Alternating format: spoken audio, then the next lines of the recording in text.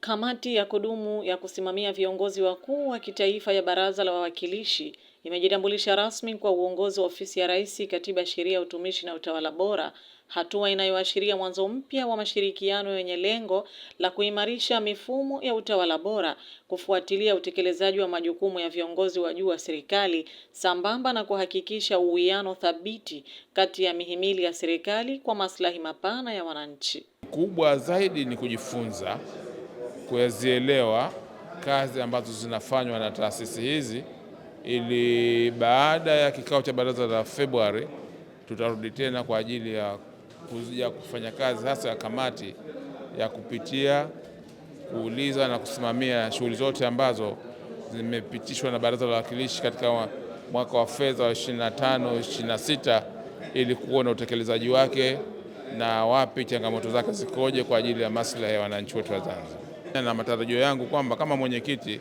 kwamba tutafanya kazi nzuri katika kipindi hichi cha uhai wa kamati. Pia tukio hilo, kamati imepata fursa ya kueleza dira na majukumu yake kwa kipindi cha pili katika awamu ya 8 ya Baraza la Wawakilishi.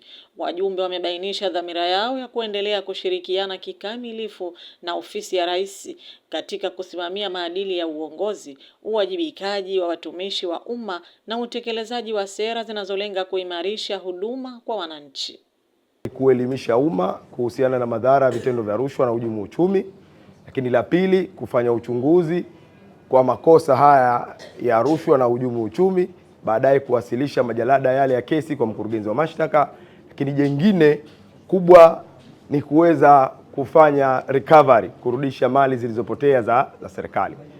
Afisi ya mkurugenzi wa mashtaka inategemea sana kazi ambazo zinafanywa na taasisi za upelelezi. Upelelezi ambao unafanyika ndio unakuja kuform msingi wa maamuzi kwa ofisi ya mkurugenzi wa mashtaka. Kwa hiyo tunategemea upelelezi kufanywa na jeshi la polisi. Kwa hiyo kesi zote zinazochunguzwa na jeshi la polisi baadaye hupelekwa afisa mkurugenzi wa mashtaka kwa ajili ya maamuzi ya kimashtaka.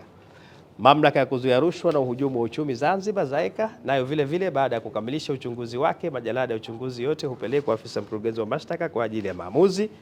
Mamlaka ya kudhibiti na kupambana na dawa za kulevya Zanzibar ZDCA nayo vile vile baada ya kufanya uchunguzi, majalada yote hupelekwa ofisi ya mkurugenzi wa mashtaka kwa ajili ya uchunguzi, kwa ajili ya maamuzi, pamoja na idara ya uhamiaji. Kwamba uhamiaji na wao wanapofanya uchunguzi kuhusiana na makosa ya uhamiaji, basi majalada ya uchunguzi hupelekwa ofisi ya mkurugenzi wa mashtaka kwa ajili ya kufanyiwa maamuzi. Kwanza ni kusimamia mali za wakfu, mali za amana na mirathi ya marehemu Waislamu.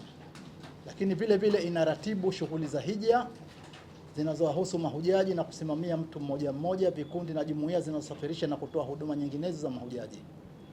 Inaratibu na kusimamia shughuli za utoaji, ukusanyaji na ugawaji wa zaka na sadaka zinazotolewa kwa madhumuni au sababu ya kidini. Tuna afisa anayeshughulika na mafunzo ya kustaafu, ya kujenga uwezo ya awali, kuna anayehusika na udahili, kuna anayehusika na mitihani. Kwa hiyo takriban kile ambacho kipo IPA Unguja ndio hicho ambacho kipo IPA Pemba. Wananchi wanakuwa hawapaswi kusikia, kwa sababu wanasema kiganja kikichafuka hakikatwi. Sasa inakuwa kiongozi pengine kafanya kosa, lakini lile kosa lake linaweza kuchukuliwa hatua kwa namna nyingine. Atakayejua kama limechukuliwa hatua ni yule ambaye kapeleka lile lalamiko, yeye atachukuliwa hatua, na baada ya kuchukuliwa hatua na yule mlalamikaji naye pia atakuwa kaambiwa kwamba hatua zishachukuliwa. Lakini yeye pia hatuwezi kumwambia kwamba adhabu gani kapewa, kwa sababu watu wajiadhabu sio tume ya maadili, ni ile mamlaka ya uteuzi. Uongozi wa Ofisi ya Rais, Katiba, Sheria, Utumishi na Utawala Bora umepongeza hatua ya kamati hiyo na kuahidi kuendeleza ushirikiano wa karibu pamoja na kusisitiza ushirikiano wa kitaasisi, ikiwa ni nguzo muhimu katika kufanikisha dhamira ya serikali ya kujenga mifumo imara ya utawala inayozingatia misingi ya haki, uwajibikaji na uwazi.